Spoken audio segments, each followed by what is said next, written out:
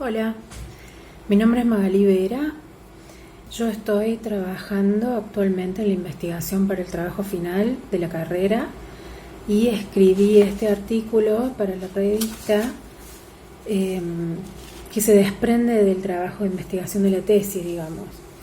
El artículo mío se llama Supuestos filosóficos que fundamentan el castigo en el poder disciplinar de Foucault y su lugar en el debate sobre la baja de edad de punibilidad en Argentina. Ese es el título del artículo. Antes de entrar al desarrollo, el cuerpo del artículo, me gustaría primero poner un poco en contexto el tema, para que nos quedemos bien ubicados. Este es un artículo que habla sobre el debate de la baja de edad dentro de lo que es la penalidad juvenil en Argentina. Y en Argentina tenemos una ley que es la que rige la penalidad juvenil, que se llama Régimen Penal de la Minoridad, que es de 1980. Si nos ponemos a pensar, en Argentina entre el 1976 y el 83 hubo una dictadura militar, es decir, que esta ley fue escrita en épocas de la dictadura. Entonces hay que tener en cuenta el contexto en el que suceden estas cosas. En ese momento, la edad de punibilidad, que yo voy a explicar qué es la edad de punibilidad, se fija en 14 años de edad. Con la vuelta a la democracia en el 83, la edad de punibilidad se sube a 16, y así queda hasta el día de hoy, y el debate que se da periódicamente en los medios de comunicación es sobre si hay que modificarla, si hay que subirla o no. Lo que yo digo en el artículo es que la penalidad juvenil versa de muchos temas, pero lo más mediático es el tema de la edad de punibilidad cuando se habla de delincuencia y se habla de menores de edad, entonces siempre se agita y se le da manija a este mismo tema sobre la edad. ¿Qué ha pasado en nuestro país desde 1980, que es esta ley, hasta el día de hoy? Fueron apareciendo diferentes leyes, tratados internacionales que buscan defender los derechos de los niños. Entonces, por ejemplo, en el 85 aparecen lo que son las reglas mínimas del trato de menores en el sistema penal, que se llaman las reglas de Beijing, donde establece, por ejemplo, que si se captura a un menor no se lo puede encarcelar junto a los adultos, tiene que estar la menor cantidad de tiempo posible, que se va a primar el vínculo con la familia y se va a poner en contacto con la familia lo antes posible. Entonces son medidas especiales para llevar a cabo en el caso de que los menores entren en contacto con la ley penal. Después, muy importante, aparece la Convención de los Derechos del Niño en el 89, que ya se venían tratando desde hace varias décadas, pero en el 89 se declaran de manera oficial en todo el mundo la Convención de los Derechos del Niño, y los países las adoptan a estos tratados internacionales y les dan jerarquía constitucional, es decir, que en la pirámide de las leyes de cada país tienen jerarquía constitucional, son tan importantes como la Constitución. Y para abajo ya vienen las leyes nacionales, provinciales, decretos, todas esas cosas. O sea que cuando el país las adopta, tienen esa importancia y se las debe cumplir. Lo que instala la Convención de Derechos del Niño es un cambio de paradigma en de la concepción de la infancia. Hasta el momento, y sobre todo en el régimen penal del año 80, se considera que el niño es un objeto que es tutela de los padres o tutela del Estado. El Estado va a tomar tutela de ese niño si ve que el niño está en estado de abandono, de riesgo, cometió un delito. El Estado le quita la patria potestad a los padres y se encarga con este argumento de que está en peligro de abandono, de riesgo. Entonces el juez, dice la ley, va a pedir un informe sobre la situación de este chico y de ahí va a decidir. Y eso es la discreción del juez.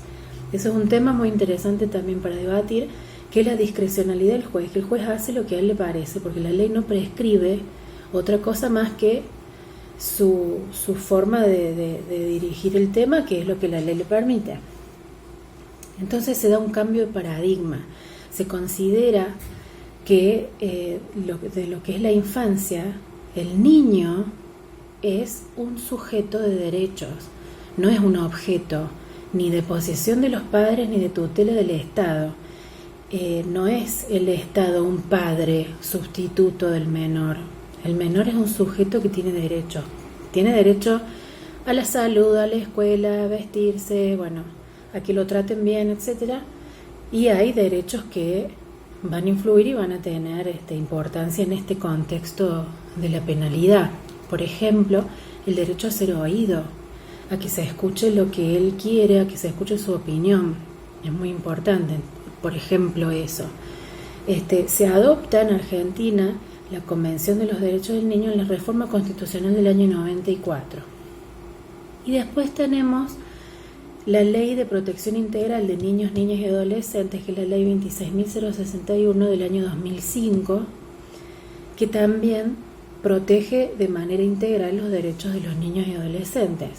Entonces, ha pasado el tiempo y han aparecido todas estas leyes y Argentina se ha quedado con esa ley vieja del año 80, de la época de la dictadura, que está escrita y filosóficamente coincide con esa vieja concepción, con el paradigma viejo de concebir al niño como un objeto y no como un sujeto de derecho. La ley está escrita de esa manera.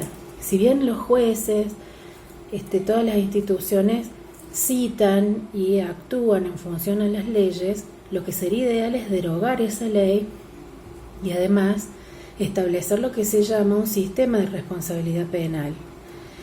Un sistema de responsabilidad penal para los menores significa un sistema especial que va a decir, por ejemplo, a los menores no se los puede condenar a prisión, por ejemplo, 5 años como máximo, ¿sí? No se les puede dar una pena máxima de 5 años.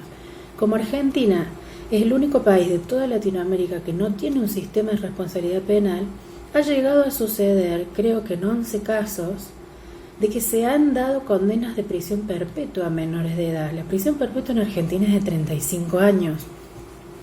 Entonces es excesivo y además es ilegal, porque la Convención de los Derechos del Niño prohíbe la pena de muerte y las prisiones perpetuas en menores de edad. Pero en Argentina, como es una ley vieja que se da a la discreción del juez, se ha llegado a dar estas sentencias ilegales de prisión perpetua a menores.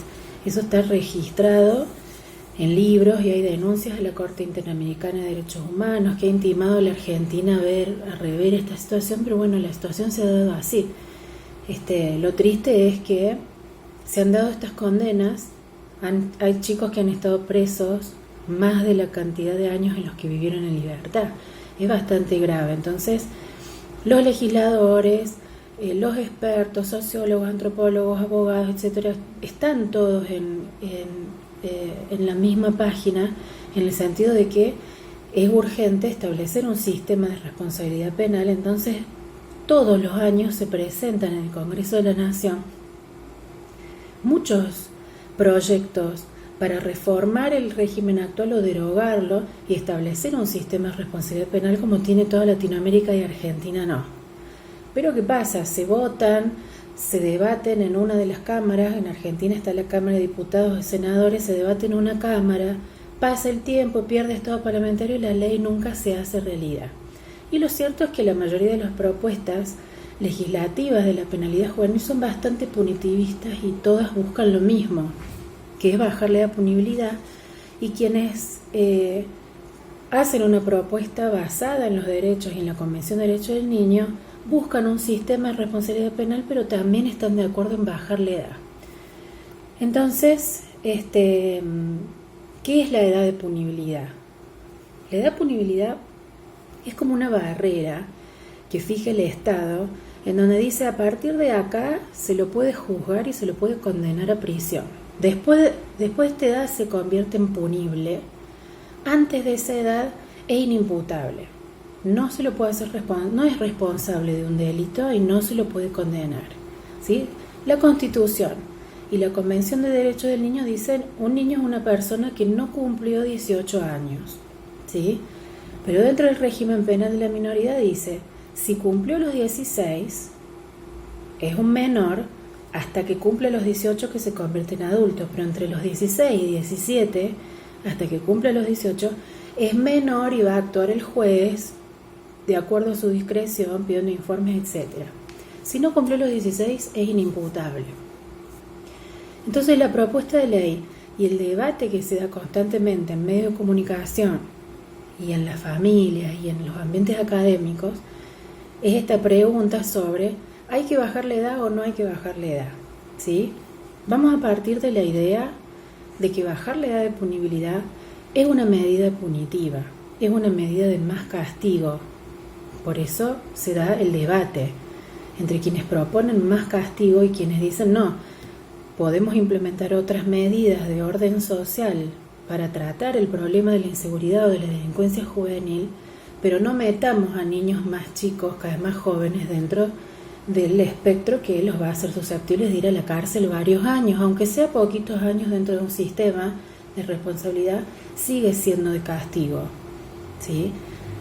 Nosotros como psicólogos tenemos que tener cuidado de no hablar con la jerga del derecho, del menor, la minoría, etcétera, porque son niños de lo que estamos hablando. Entonces, nosotros constantemente tenemos que acordarnos de que estamos hablando de niñas, ¿sí? Entonces, esta propuesta de bajar la edad a 15, a 14, es abrir el espectro y meter a niños más chiquitos en el sistema penal para que atraviesen un proceso judicial y para que reciban una condena de cárcel y para que estén en una institución penitenciaria, ¿sí? Cuando el problema de la inseguridad es un problema social que tiene que ver con ciertas faltas que el Estado se puede encargar de proveer y de esa manera hacer la prevención, ¿sí? No de la manera punitivista. Lo que pasa es que esto tiene un sentido. Otra idea de la que vamos a partir, muy importante, es que existen supuestos, existen ideas que subyacen a todo desarrollo teórico, argumentativo. Cada vez que alguien hace una afirmación, cada vez que alguien escribe un libro, cada vez que alguien escribe un proyecto de ley, va a proponer una medida de tratamiento para eso, y en el fondo va a haber supuestos en los que se está basando. En este artículo vamos a ver cómo los supuestos que subyacen a este proyecto que se analiza son los mismos supuestos punitivistas de los que habla Foucault sobre el poder disciplinar, ¿sí? Y vamos a tener el aporte de otros autores también. Bien, respecto a estos supuestos filosóficos, lo que podemos tener en cuenta primero es que siempre va a haber supuestos filosóficos diferentes. El ejemplo que está en el artículo es el paradigma del derecho y el paradigma del psicoanálisis. Tienen una concepción de ser humano y una concepción del castigo muy diferentes, si no es que llegan a ser opuestas incluso. Porque el derecho va a concebir al ser humano como racional, que es capaz de medir sus actos, medir las consecuencias de sus actos y las ventajas. Puede elegir sus conductas, por lo que se lo puede persuadir, busca el placer, por lo que puede ser intimidado con algo desagradable porque es hedonista, que va a aprender de su experiencia y de la de los demás, y que conoce la ley perfectamente, ¿sí? No hay un atenuante si dice no conocer la ley. En cambio, el psicoanálisis, lo que vamos a aprender en la carrera es que el psicoanálisis dice que el ser humano no siempre actúa de manera racional, muchas veces actúa en contra de su beneficio, muchas veces busca incluso hasta el displacer. Existen motivaciones inconscientes, conflictos intrapsíquicos que van a explicar la conducta. No es tan calculador ni tan racional como lo piensa el derecho. Entonces, para el psicoanálisis el ser humano es de una manera y hay que intervenir de él sobre determinada manera, y para el derecho de otra. Y son concepciones muy diferentes. Bueno, acá las podemos dilucidar en las afirmaciones y la propuesta de esta ley. Entonces, lo primero que hacemos en el artículo es repasar los aportes que nos da Michel Foucault en el trabajo de la sociedad punitiva y en Vigilar y Castigar, ¿sí? Lo que Foucault nos enseña es que el delincuente es un enemigo de la sociedad. En esa obra podemos ver ¿cuál es el enemigo de la sociedad? ¿En qué momento se convierte en enemigo? ¿Por qué es un enemigo? ¿Por qué está visto de esa manera?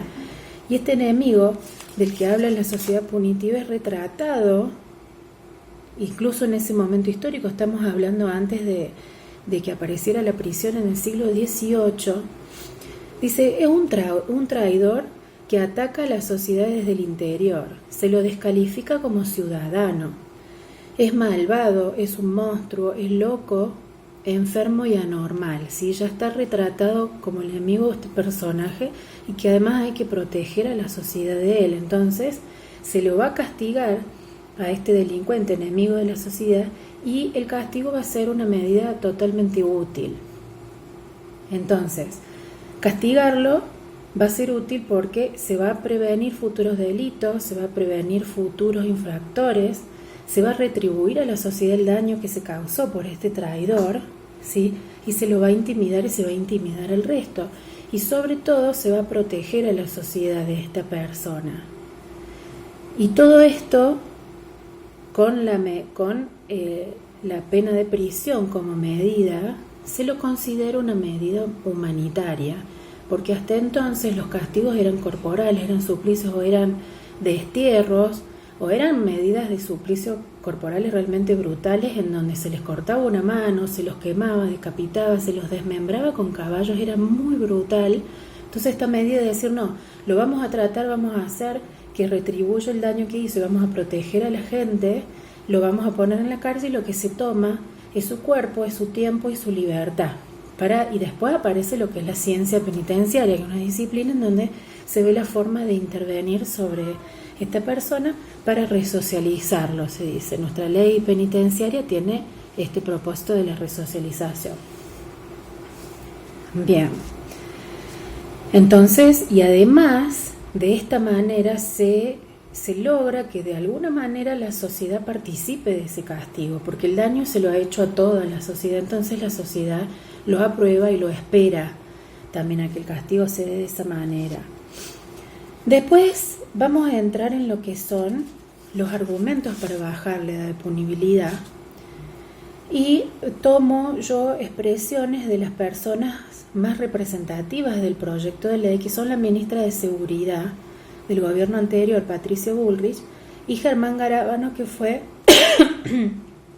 ministro de Justicia y Derechos Humanos. En distintos medios de comunicación fueron diciendo ciertas cosas que también nos dejan ver en el fondo qué concepción de ser humano tienen y qué función tendría el castigo para ellos, que en definitiva son estas medidas socioeducativas y disciplinarias que proponen en el anteproyecto.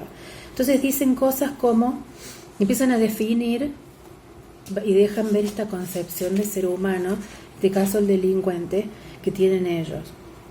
Entonces dicen cosas como que a partir de los 15 años, porque la edad de punibilidad está en 16, entonces ellos proponen en el artículo 1 directamente bajarla a 15, porque a los 15 el joven comprende la criminalidad de los actos. Yo creo que un niño de 8 años o menos sabe que matar está mal y que robar está mal. Entonces, decir que un joven comprende la criminalidad a partir de los 15 a mí me suena un poco raro, pero bueno, esa es la concepción que tienen ellos.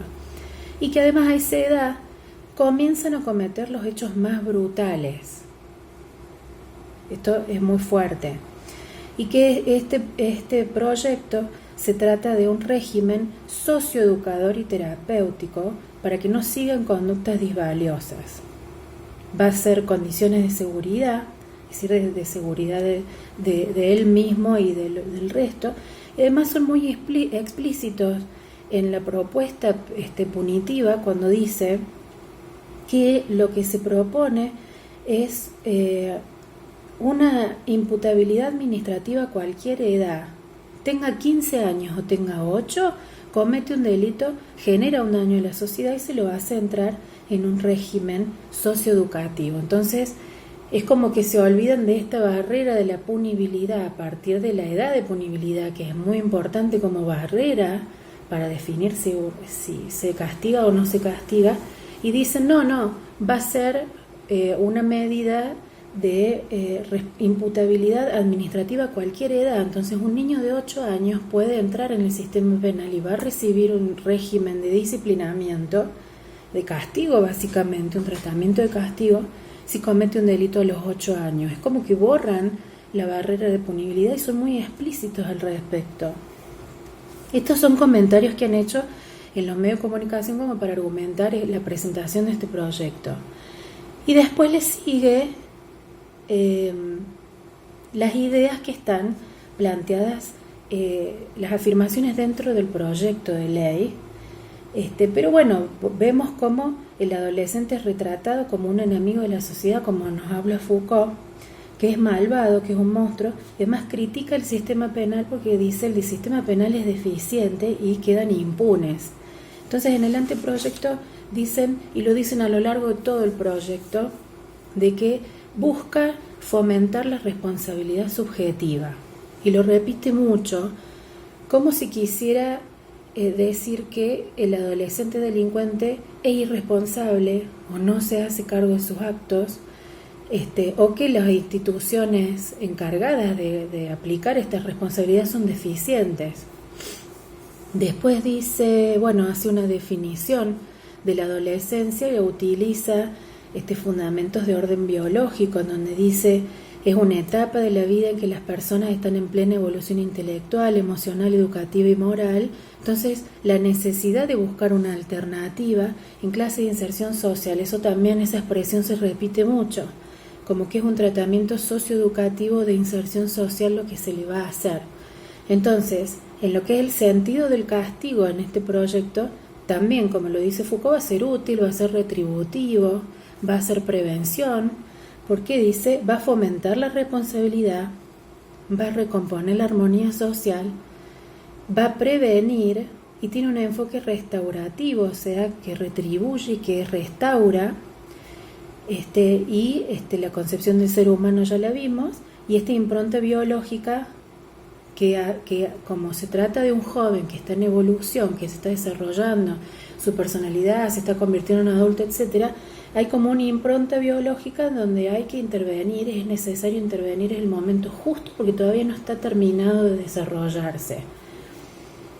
Quienes pueden estar en contra de bajar la edad y quieren y se interesan en tratar el tema de la delincuencia juvenil también pueden argumentar de que se trata de una impronta biológica en donde estaría bueno intervenir. La pregunta está en la naturaleza de esas intervenciones. ¿Vas a bajar la edad y los vas a meter en una institución o le vas a proveer lo que le faltaba porque es analfabeto, entonces necesita terminar la escuela o tiene problemas de consumo problemático de drogas y se va a rehabilitar con drogas, que son medidas más de orden social que las puede hacer el Estado por fuera del sistema penal? ¿Sí? Entonces yo a continuación, como para fijar y dejar plasmado el contraste de las ideas dentro del debate, yo nombro algunas de los argumentos en contra de bajar la edad. Hay argumentos muy fuertes provenientes de institutos de investigación, de institutos académicos, en donde lo primero que dicen es que las cifras estadísticas no muestran una necesidad para bajar la punibilidad, porque la mayoría de los crímenes graves, como son el homicidio, el secuestro, la violación, no son cometidos por menores. Entonces esa afirmación de que cometen los crímenes más brutales a partir de los 15 años es falsa. Yo he leído muchos proyectos de ley desde el año 2002 en adelante, y todos se encargan de hacer este retrato del adolescente como un enemigo, como un monstruo muy peligroso, en donde están cada vez más armados y son cada vez más violentos y consumen cada vez más drogas, y las estadísticas no muestran que haya un incremento de los delitos graves cometidos por menores. Al contrario, son muy poquitos.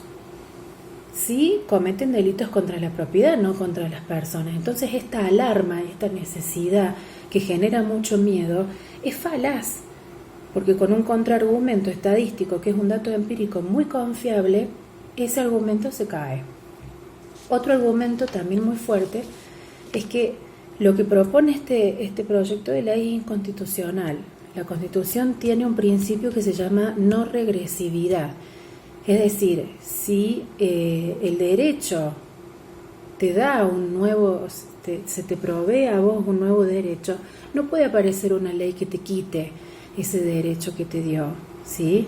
Si en la dictadura militar la edad de punibilidad se bajó a 14 con la vuelta a la democracia se la subió 16 nuevamente, volverla a bajar a 15 o a 14, en vez de ir hacia adelante en dar derechos, no se puede ir hacia atrás bajándole edad. Entonces, quienes están en contra dicen estas propuestas son punitivistas, son demagógicas y son inconstitucionales. Entonces, eso ya es un argumento muy fuerte en contra de estas propuestas. Y otro argumento de orden más sociológico nos dice que empeoraría la situación por esto de que se hace entrar al sistema penal a menores cada vez más chicos y que además proporcionaría, dice, reforzaría y profesionalizaría las prácticas delictivas en la cárcel en lugar de prevenirlas.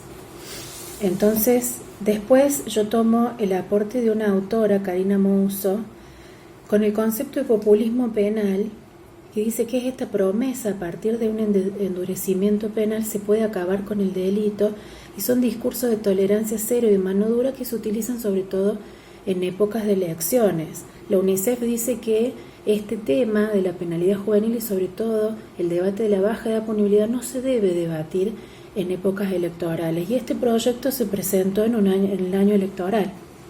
Entonces dicen es anticonstitucional y es demagógico por eso, porque las medidas punitivistas a la gente común le gustan y las votan, digamos.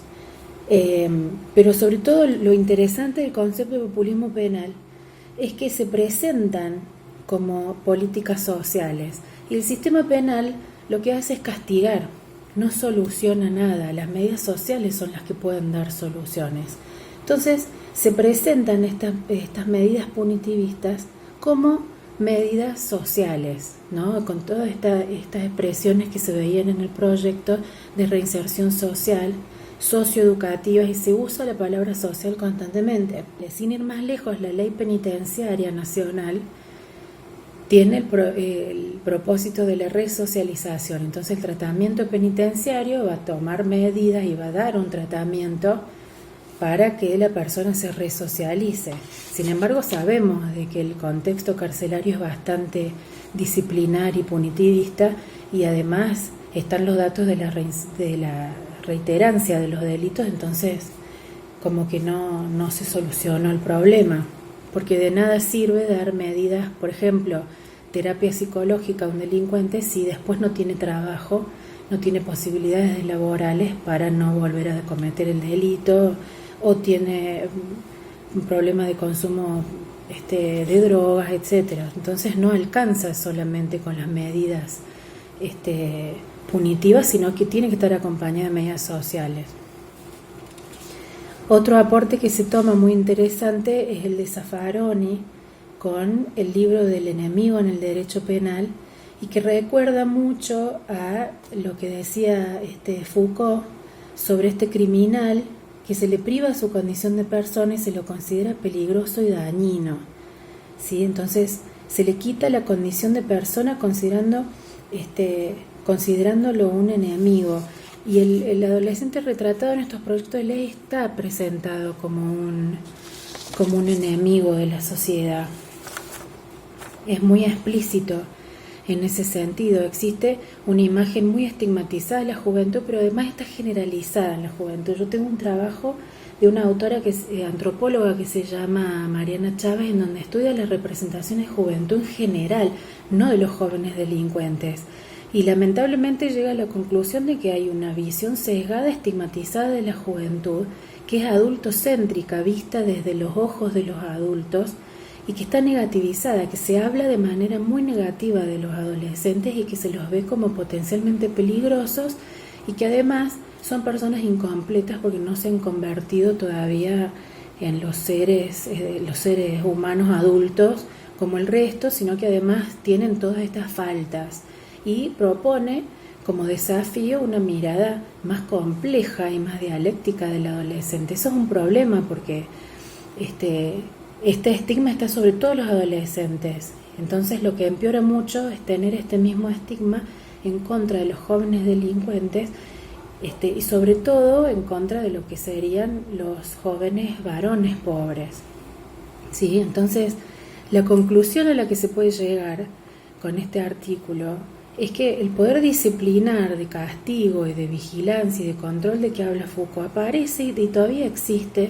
hace siglos, y lo podemos ver aparecer en este caso, en este proyecto de ley, y aparece de manera institucionalizada, aparece como este proyecto de ley en donde se redacta de manera ayornada con los derechos del niño y se cita la convención y se citan los artículos y se propone estas medidas socioeducativas en beneficio de los jóvenes, pero en el fondo la propuesta es de más castigo, de más disciplinamiento y vigilancia, y no lo disimulan mucho tampoco a esta propuesta que es punitivista, que busca controlar y disciplinar sobre todo. Entonces hay que estar atentos a esto. La propuesta sigue siendo punitivista. Yo creo que eso sería todo. Tenemos que estar atentos. Estudiar estos autores nos ayudan a ver en el fondo de la cuestión estos supuestos filosóficos y que no son propuestas novedosas. Son cuestiones del poder disciplinar que vienen desde siglos y que siguen en la cabeza de la gente, y que lo más grave es que están en las propuestas de legisladores en el Congreso de la Nación. Y quienes están del otro lado del debate son filósofos, sociólogos, antropólogos, psicólogos, que estudian en ambientes académicos y que pueden escribir trabajos y libros y que van a ser de mucho aporte, porque las medidas punitivas están dentro del Congreso y bueno, los profesionales que tienen la posibilidad de debatir en comisión pueden aportar a hacer modificaciones en esta ley y con suerte son escuchados. Pero bueno, yo espero que este trabajo les sirva y que les haya interesado, porque este tema va a volver a aparecer, siempre vuelve a aparecer cuando hay un hecho delictivo. Fíjense si cuando aparece es año electoral, si hay una elección cerca, porque es un tema que vende muchos votos. Se preguntan los medios de comunicación, ¿hay que bajar la edad? ¿No hay que bajar? Se convoca a distintos profesionales para que opinen al respecto, y en cuestión de días aparece algún legislador por los medios a decir tengo un proyecto listo para presentar, y el círculo comienza otra vez, pero lamentablemente seguimos todavía regidos con el régimen penal del año 80, que es vetusto, que es bastante antiguo, y somos los únicos en Latinoamérica que no tienen un apropiado sistema de responsabilidad que de verdad respete los derechos de los jóvenes. Entonces, está bueno que estén atentos a eso si les interesó, para que cuando se produzca de nuevo el debate puedan opinar al respecto. Así que bueno, por este lado, esto sería todo. Yo les deseo mucha suerte, que terminen bien el año. Chao.